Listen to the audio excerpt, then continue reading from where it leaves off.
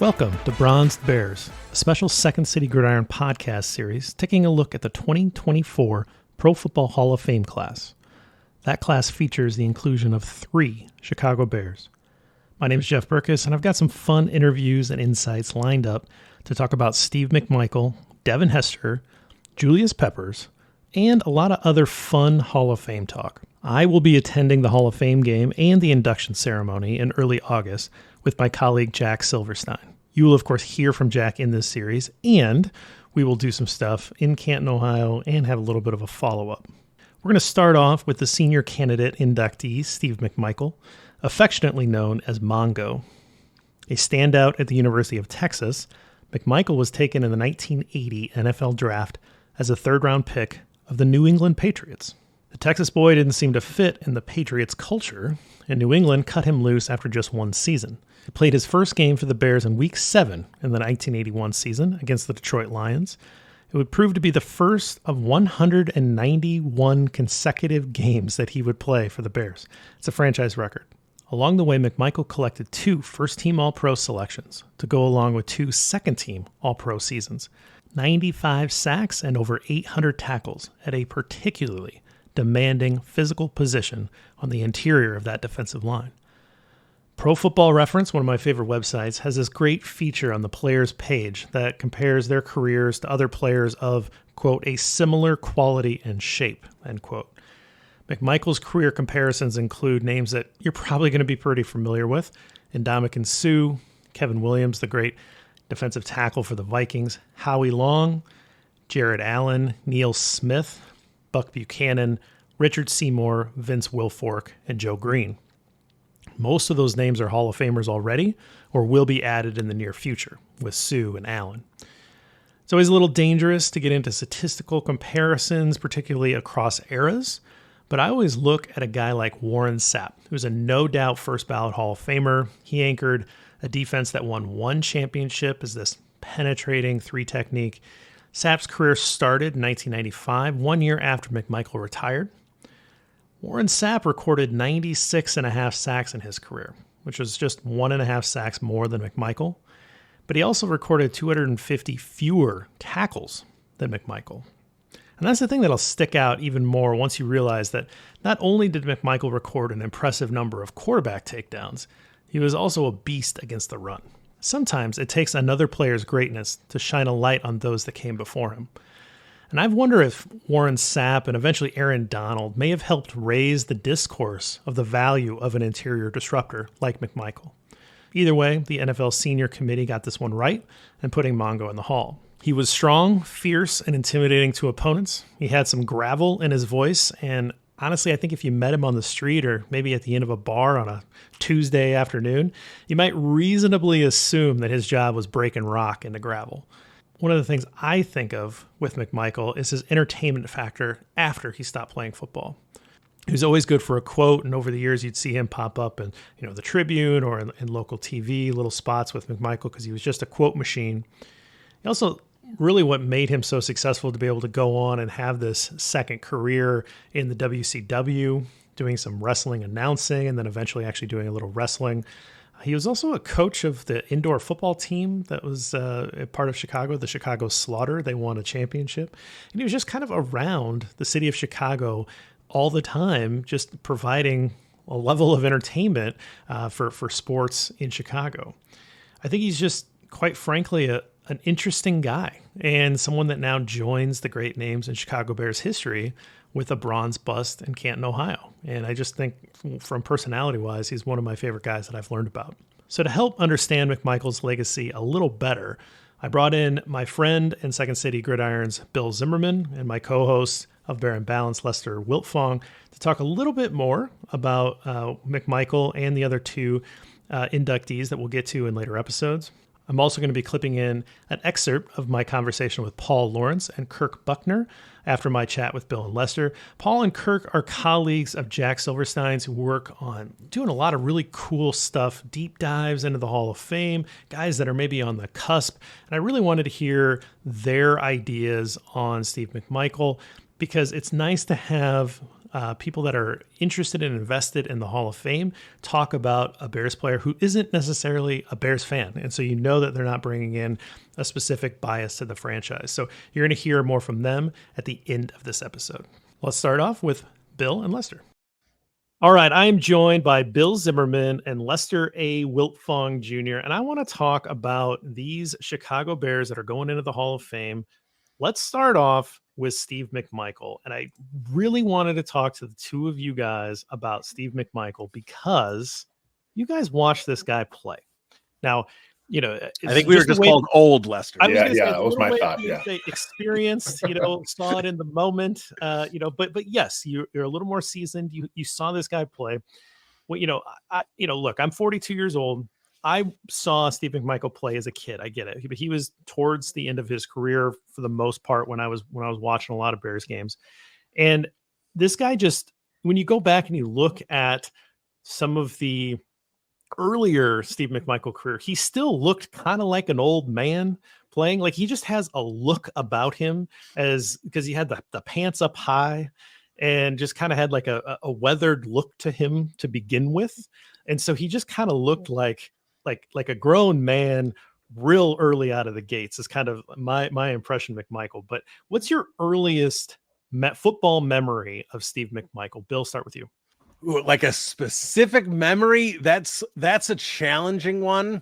I would say my earliest memories of Steve McMichael are kind of, and when I say cartoonish, I don't mean that insulting, because I mean like Steve McMichael was a character, right? So like the first thing I remember about Steve McMichael in like my childhood, because I am old enough to remember the 85 Bears. I was like 8-9 years old. I guess I was 8 years old for the 85 Bears. He was the engine of the 85 Bears. He was that personality that drove that entire defense. Doesn't mean he was the best player. I understand there's Richard Dent and Dan Hampton, Singletary. He was one of the top 5 players on the defense, which is saying something, but he was the engine. He was the personality. He was the one barking at the dogs, and he was the one pushing the offense in practices and getting in fights with offensive linemen. And I don't mean that in a negative way. I mean that he was just this fierce competitor. And I think a lot of what Steve McMichael did in his career was underappreciated at the time. We didn't hear about, if you're watching football in the 90s, you didn't hear John Madden constantly talking about the importance of collapsing the pocket and getting interior pressure. That's really only something we hear about in the last 10 years. And he was phenomenal at doing that. So my earliest memories for him is about what Steve McMichael was to that defense, his importance, not just his play as an interior defensive lineman, but what he meant for the energy level of that entire defense. And so I think you're bringing up like all the points that I want to make about McMichael, right? Is that you have I want to talk about the on-field football McMichael and just like what he brought and how great he was.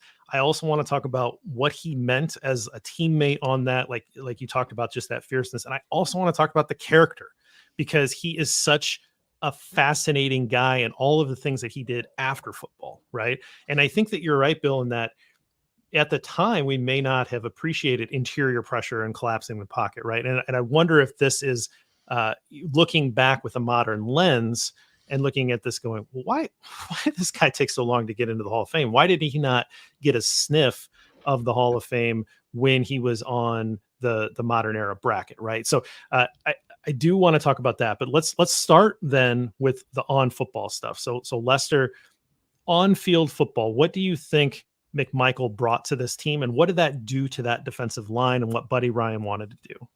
Yeah, I mean, if you think about like these days, you always hear about, Bears fans are used to the 3 tech. That's the engine of the defense, of the Tampa Lovey with Coach Flus as well. And like Bill said, I think McMichael, he kind of was that engine of that defense because of so much stuff he did inside. They'd move guys around quite a bit on that front, obviously a lot of blitzing and stuff, but McMichael was like the one guy that he was always there. He was right there in the middle of that defense. He was penetrating, and man, that attitude. I remember watching him back in the day, and it was like, and I'm older than Bill, so I even go further back, and 85 Bears I was 15 at that time. So I mean, that was That was my team. I was just coming into my fandom, really understanding the game a little bit better there. So, the stuff he did on the football field was just, I always watched him like, well, why is he not getting more accolades? I never understood it, even back then, as with my young mind, because, it was Samurai Mike, right? It was Dent. It was Wilbur Marshall, the Bermuda Triangle linebackers. Of course, Dan Hampton was a 4-time Pro Bowler at a tackle. And McMichael was there. He was the guy racking up tackles. He was the guy consistently racking up sacks, consistently getting pressure. And I just never understood why he wasn't getting more of the pub from like a national level. And back then there was no social media, there was no YouTube. So I was reading the Tribune, I was reading the Sun Times, I was trying to catch as much highlights as possible. And they seem to go more for the flashy guys. And McMichael, he had that character to him. And it kind of almost like he was like an afterthought, because he's just the guy he's kind of the asshole of that defense, where he's really mouthy, and he is the guy getting in the skirmishes. But from a football standpoint, he was just supremely talented. Yeah, and I wonder if like lack of draft pedigree may have had something to do with it, right? Not a high draft pick, brought over, like he wasn't originally drafted by the Bears. I wonder if maybe there's some of that that had to do with that slow. There's not that scholarship piece of that. But Bill, you said something like he's definitely one of the top 5 greatest players of that 85 defense. And I'm wondering, the Hall of Fame would say, if you go by how long it took these guys to get in, the Hall of Fame would say that it was Singletary, first ballot Hall of Famer. Then they would say Hampton, who I think took a couple years, then Dent, who took a long time but got in on a modern committee vote. And then they would say McMichael, who is the 4th member of this Chicago Bears defense to get in from that 85 group. Would you agree with that ranking, or would you move any of those guys around? I think Dent. I love Dan Hampton, and I love Dan Hampton even more when he was more of a D tackle than a D end. I would think Dent maybe above Hampton, but it's perfectly acceptable. I think Mike Singletary gets kind of knocked nowadays because Mike Singletary was very much of his era. And if you drop Mike Singletary in 2021, he's not going to be the same linebacker that he was in the 80s. So that's one of those things. But Singletary was really important to that defense. You can't downplay it. And look, and if I was being totally fair and totally honest, not as a career, but 85, 86, those 2 seasons, Wilbur Marshall was a better player than Steve McMichael. That's not a knock on Steve McMichael. Wilbur Marshall was one of the best defensive players in the NFL. In fact, if you like the AAV stat that Pro Football Reference does, he had a year, I don't know if it was with the Bears, it might have been with his like first year with Washington, it was like 86 or 87. He had one of the best years as a defensive player ever, like top 5 all time with what he was able to do. So Wilbur Marshall was great. So that doesn't knock Steve McMichael. It's just there was that much loaded talent on there. And I don't have the specifics in front of me, but I think it was 83 to 89, I believe. And I've talked to Jack Silverstein about this as well. Steve McMichael from the interior averaged 8.5 sacks per year for like 7 years. That is incredible. Not only that, I think he had 2 seasons, again, as a defensive tackle, where he was over 100 tackles.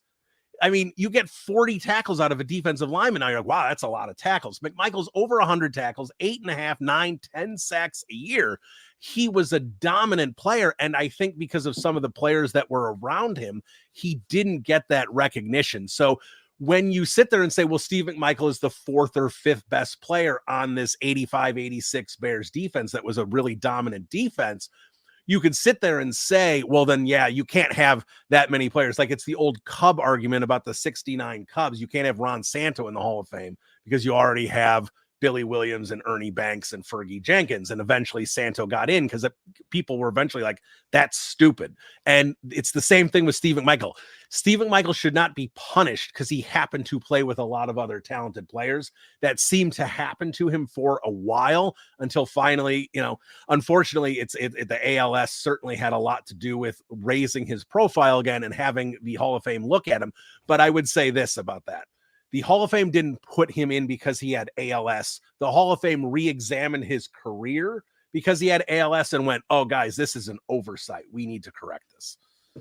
So when I have been a bit of a Hall of Fame junkie for a while, and I started predicting classes, maybe 10, 12 years ago or something like that. Just became part of something I did around football.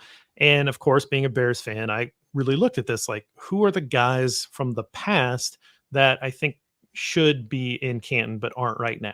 And when I started doing that, the name Ed Sprinkle and Jimbo Covert and Steve McMichael were my three guys that I would go to. And I would say, those three guys, I don't understand why they're not in. This doesn't make any sense to me. Like, all the numbers are there. Their careers were there. I understand Covert had kind of a shorter peak, had a injury shortened career, but those are the three guys that I think you could make a really good argument. And I just can't see why they're not in. Those guys are now all in, right? Like that's kind of the amazing thing over the last few years, that a lot of that's been corrected. But the thing about McMichael was two things. One, I'm viewing his career through a more modern lens, because I'm into football now, and I see how important interior defensive lineman is that can rush the passer. And I can see a guy like Warren Sapp who gets in on the first ballot, and I can see the numbers that McMichael put up aren't too far different than what Warren Sapp put up as a first ballot Hall of Famer. And so I can kind of look back on this from the perspective of a modern lens. The other thing is that it just surprises me is that this guy is a Hall of Fame personality. Like, this guy was involved in more than just Chicago Bears football and the 85 defense. This guy has been in our life in a lot of different ways. And Lester, I know you're a wrestling fan. Yeah. And Steve McMichael went on to have a wrestling career that I think some of us may not be that familiar with. You want to talk a little bit about the person? And you have to have a big personality to go and do wrestling stuff, I guess, is part of my point here. But tell us about what he did after football. Yeah, he somehow got a gig as a commentator, and he'd always have his little dog with him. Like, that was like his gimmick. He was always over the top as a commentator. And then, he'd always have a great take. He was funny, obviously on the mic as well. And, that kind of came from he'd always have something to say. And then eventually he became a member of the Four Horsemen, Ric Flair, all those guys, the Andersons, it's changed through the years, but McMichael was one of those guys. And, from a pure wrestling standpoint, he was not very good. I mean, if we're being honest, but he was gigantic. He was powerful. He had the name recognition coming in, so that obviously helped him. And he won a couple belts. I think he was the U.S. champ at least on one occasion. I know for sure. Probably had another time there because those belts always flip around a little bit. But yeah, he was fun. He was a fun personality to watch there, and he knew how to work the crowd. He was always a heel for the most part. When he's in the old WCW, he had his Bears jacket on. So when he was in Chicago, obviously, he's a Bear, so the fans love him. But he would kind of take a chance to play up his time with Green Bay because he has to be the heel. Back then there was no blurring the lines, right? You're either good guy or bad guy. These days, the guys kind of walk that line. What depends on what they're going to do for the crowd, what the match is. But back then it was, you're the bad guy, you got to say the bad guy. So he was fine doing that too. He played his part perfectly, and he went on to do a lot of other good stuff too.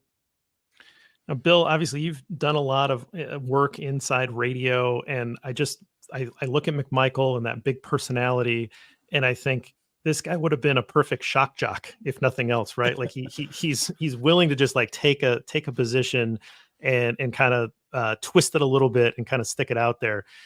That powerful voice, the seventh inning stretch at Wrigley Field where he threatened the umpire to come out after the game. And obviously everybody's going to love that, and probably the most hated umpire of all time, right? That he did that too. And just like things like that would happen that would just sort of increase his Chicago legend, right? Like, to me he's just seems like an incredibly important personality for the city of Chicago. Yeah, he really is, Jeff. And I think you can say Steve McMichael is a Hall of Fame football player. Mongo is a Hall of Fame personality. And that's who I see Mongo as, was like Lester was talking about, the professional wrestler who could cut a great promo in the ring because he didn't care what he said and he knew how to rile up a crowd. He really knew how to play a crowd either direction, what he wanted to do.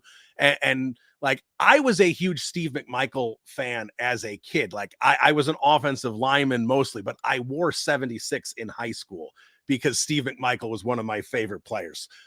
I loved him.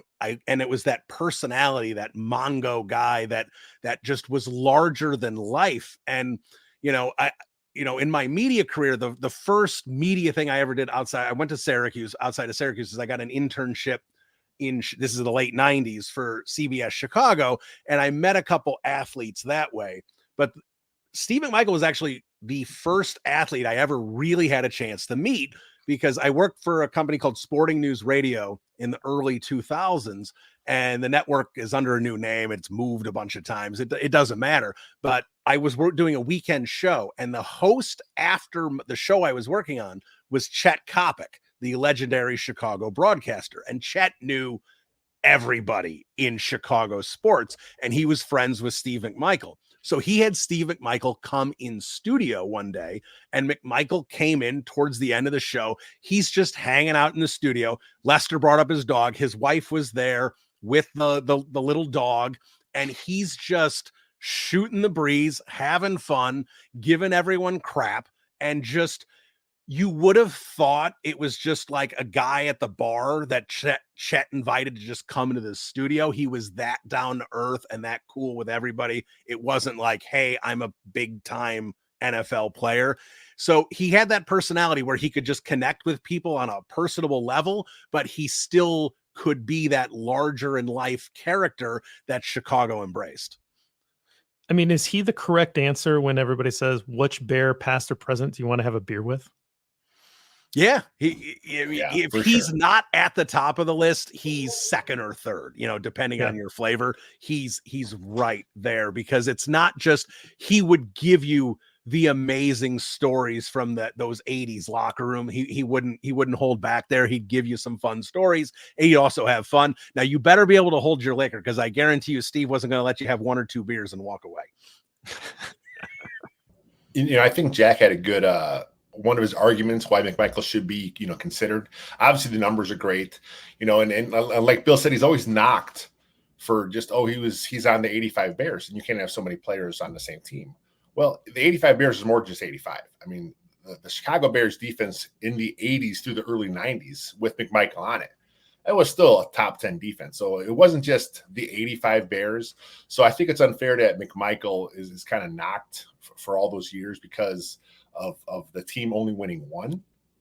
That was a great team, a great defense, and they just couldn't pull it off, All right, I'll give you one last thing on Steve McMichael that is impressive, especially when you think about the fact that he played interior defensive line in the 1980s, which, like, it was a rougher sport then than it is now. I'm not saying it's not a physical sport now. Of course it is, but some of the stuff that was done and some of the dirtier play and, stomping on people's ankles, things like that don't really happen today.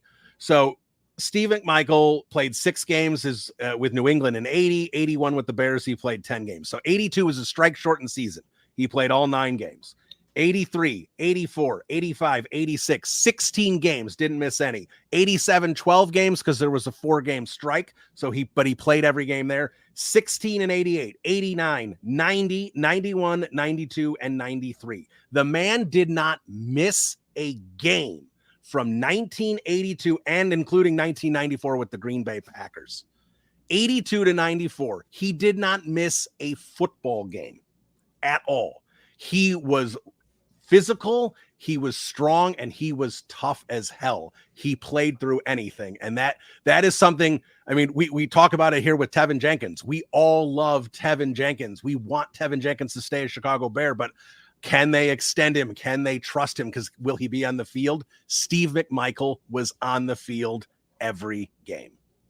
All right, that was Bill Zimmerman and Lester A. Wiltfong Jr. talking about Steve McMichael. I think giving some really good stories there and stuff that I had not heard before. So it's always great when Bill brings some of those stories in. We're going to shift over, and again, we're going to talk to Paul Lawrence and Kirk Buckner. Again, I love this conversation. You're going to hear a lot more of this if this series appeals to you and you continue moving on with it. These guys do an incredible job of thinking about and writing about and talking about the Hall of Fame. We're going to have a real deep dive into the current class and the next prediction series on the next 5 classes. That'll be coming in this series. But for now, please just enjoy the conversation about McMichael with Paul and Kirk. Let's talk about one of the guys that I think has been left behind for quite a while, and that's Steve McMichael. And I want to talk about Steve McMichael, the football player, what happened on the field, and then what happened when he became eligible for the Pro Football Hall of Fame as a modern era candidate. When I started looking at the Hall of Fame, when I started studying it, trying to get into it and understand, who were maybe the Chicago Bears that weren't in that maybe deserved to be. One of the guys was Ed Sprinkle. That was corrected in 2020. Jim Covert was on my short list, and he got in 2020 as well with that big class that happened that pushed through a lot of senior candidates. But the one guy that I never really could understand why he didn't get more traction was Steve McMichael.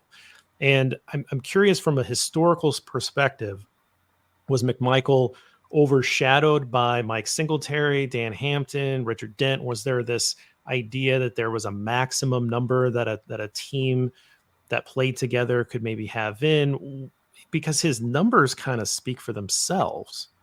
So what is it that McMichael faced in terms of his barriers to entry to the Hall? And Kirk, can you mind if I start with you? Yeah, actually, I think a lot of it is what you just sort of said initially. We've seen this before with a lot of players. L.C. Greenwood, for example, in Pittsburgh, although he did become a finalist. When Steve was eligible as a modern, Paul, correct me if I'm wrong, I don't think he ever even was considered as a semifinalist. Yeah, that's what I thought. So I think that's a giant part of that. And there always seems to be players that just fall off for reasons that we can't figure out. We've talked about Neil Smith in our group a lot. Like, that's another name that, again, has never seen the semis, and you can't really figure out why. And sometimes it's just a mystery.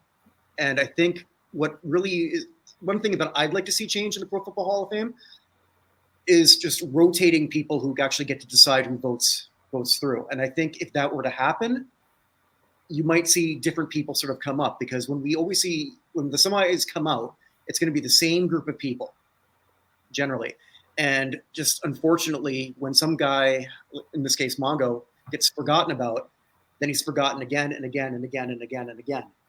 So, Paul, from your perspective, is this also a statement about defensive tackles maybe getting a little bit of a look backwards, and the prominence of a penetrating 3 technique defensive tackle in the modern game and how important that is? Like a guy like Aaron Donald, who really can kind of take over a game as that interior defensive lineman, maybe shining a little bit more of a spotlight on guys. You look back and you say, oh, wait, Warren Sapp got in on the first ballot, but yet here's Steve McMichael, who has numbers that are pretty similar to Warren Sapp.